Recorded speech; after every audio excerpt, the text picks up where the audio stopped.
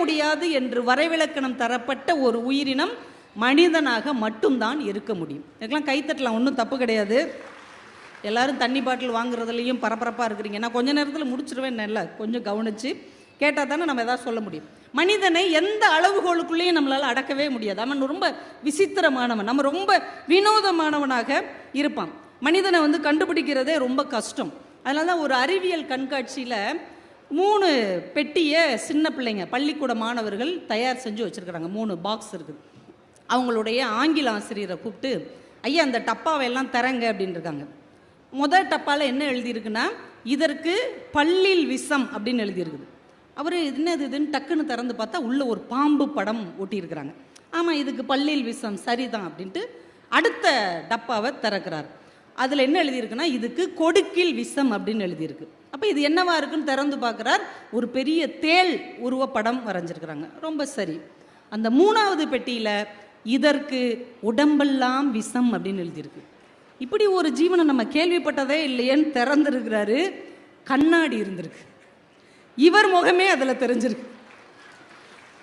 ஒரு மனிதனுடைய புகைப்படம் ஒட்டியிருந்தா கூட யாரோ ஒரு மனிதன்ட்டு போயிடலாம். ஆனால் கண்ணாடி ஒட்டியிருந்தார்கள் இல்லையா அந்த மாணவர்கள், ரொம்ப தெள்ளத் தெளிவாக சொல்லிவிட்டார்கள், உடம்பெல்லாம் விஷம் கொண்ட உலகின் ஒரே உயிரினம் மனிதனை தவிர யாரும் கிடையாது.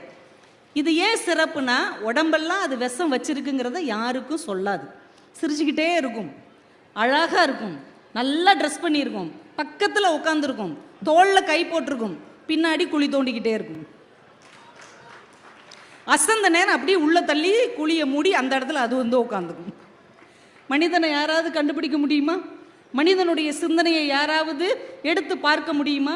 அதனால தான் மேடம் சொன்னதுனால சொல்கிறேன். கரிசல்காரிங்கிற பேரில் நான் ஒரு கவிதை தொகுப்பு போட்டிருக்கிறேன். அதில் நான் ஒரு கவிதை எழுதினேன். எனக்கு பின்னால் நீ தோண்டிய குழியில்தான் மரமாக வளர்ந்தேன் நான்.